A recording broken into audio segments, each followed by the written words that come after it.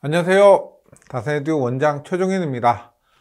지난 토요일에 제 3회 전기산업기사 실기시험이 있었습니다. 먼저 그동안 시험 준비하시고 또 마스크 끼고 답답한 가운데 시험에 응시하시느라 고생 많으셨다는 말씀을 드리고 싶습니다. 그런데 시험이 끝났으니까 푹 쉬시라는 말씀을 드리고 싶은데, 시험이 끝난 후에 바로 이렇게 시험 공부 얘기를 하게 되어서 먼저 죄송한 말씀 드립니다. 이번 시험 후에 다소 어렵다고 느끼신 분들이 또 많고, 기사 같은 경우요, 또 결과가 좋지 않을 것을 예상하신 분들께서 벌써부터 다음 시험 내년 4월에 있을 예정입니다. 전기 기사 같은 경우는요. 그럼 다음 시험 준비를 어떻게 해야 할지에 대해서 문의하시는 분들이 많아서 이렇게 영상을 촬영하게 되었습니다. 필기시험은 합격률의 변동이 그렇게 심하지 않습니다. 2배 이렇게 차이 나지 않습니다. 그런데 실기시험의 경우는 합격률의 변동이 굉장히 심합니다. 어떤 회차는 합격률이 50%가 됐다가, 또 어떤 회차는 합격률이 10%도 되지 않았다가, 합격률 차이에 극과 극을 보면은 10배가 넘는 합격률, 예를 들어서 5%와 50% 이 정도 10배가 넘는 합격률의 차이를 보일 때도 있습니다. 그러다 보니까 실기시험 공부 어떻게 해야 합니까? 라는 질문에 본인이 응시한 회차의 시험을 두고 대답을 하게 됩니다. 사람들이. 그러면 실기시험 어떻게 공부해야 합니까? 라는 질문에 합격률이 높았던 쉬운 회차에 합격하신 분이라면 실기시험 그렇게 어렵지 않다, 정규반 공부는 필요 없이 기출 10개년 혹은 20개년만 달달 보면 된다, 이렇게 합격한다, 단답 암기할 필요 별로 없고 감기나 KC는 버려도 된다, 가채점도 후하게 준다, 이렇게 답할 것입니다. 근데 만약에 어려운 회차에 응시하신 분이라면은 정규반부터 꼼꼼하게 보고 기출도 최소 20개년 이상을 봐야 하고 KC와 감리도 버리지 말고 꼭 공부해야 한다, 또 이렇게 답할 것입니다. 사실 올해 있죠, 2021년 올해 1회차와 2회차 문제 난이도가 크게 높지 않았고요, 또 합격률도 높았습니다. 그렇기 때문에 실기시험 준비를 꼼꼼히 해야 한다, 정말 모든 것을 다 봐야 한다, 열심히 해야 된다, 그런 여론보다는 올해 시험 보신 분들 기준으로 실기시험 크게 어렵지 않다는 글이나 영상들이 더 많았던 것 같습니다. 버릴 거 버리고 이렇게. 하지만 반대로 예상을 했다면, 보세요, 1회차와 2회차 합격률이 높았다면은 그만큼 3회차의 합격률은 낮을 가능성이 더 높습니다. 1년에 3번의 시험 모두 합격률이 높을 가능성이 낮아요. 3번 다 어렵거나 3번 다 쉽거나 이럴 가능성이 낮다는 겁니다. 만약에 이전 회차의 합격률이 높았다면은 다음 회차의 시험 합격률은 높을 가능성보다는 낮을 가능성이 더 높습니다. 하지만 이번 회차 시험 어떻게 나올까요? 라는 질문을 하신다면은 어떻게 나올 것입니다 라고 답변 드리기 어렵습니다. 쉽게 나올 것입니다, 어렵게 나올 것입니다, 답변을 드리기가 어렵습니다. 예상이 반드시 맞다는 그 보장이 없거든요.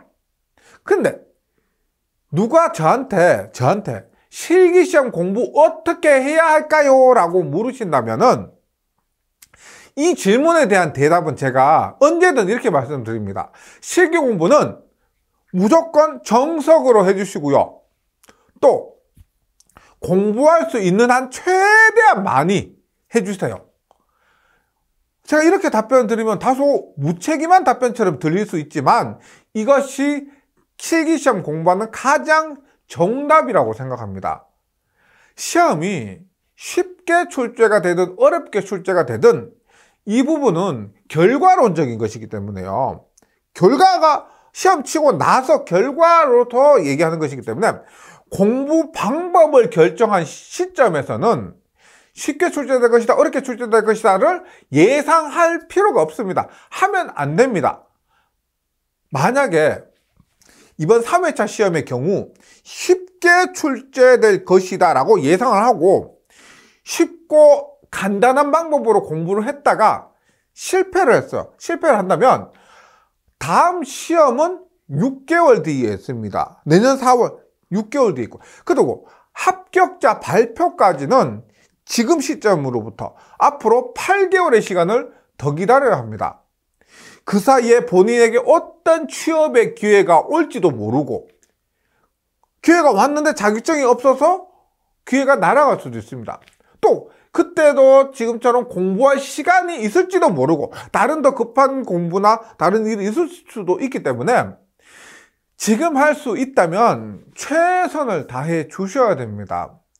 어떤 분들이 말하는 공부 방법이, 합격하신 분들의 공부 방법이 좋은 공부 방법일 수도 있지만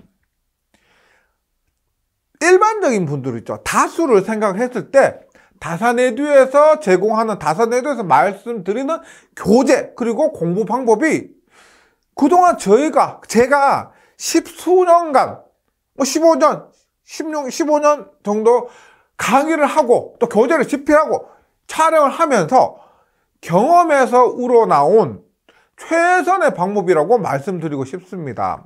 기사든 산업기사든 기능사든 기능장이든 마찬가지입니다. 때로는 이렇게까지 공부해야 하나? 이런 생각이 들 수도 있지만, 이 자격증 하나 위해서 이렇게까지 공부해야 되나라고 생각이 들 수도 있지만, 합격의 가능성을 높이기 위해서는, 또 시간을 더 아끼기 위해서는 이 방법, 저희가 말씀드리는 방법이 최선의 방법이라고 생각합니다. 이만큼만 준비하고 나머지는 운에 맡기자 보다 내가 최대한 할 수 있는 데까지 최선을 다해 준비했으니까 후회 없는 공부였다는 생각이 들 정도로 해 주셔야 됩니다.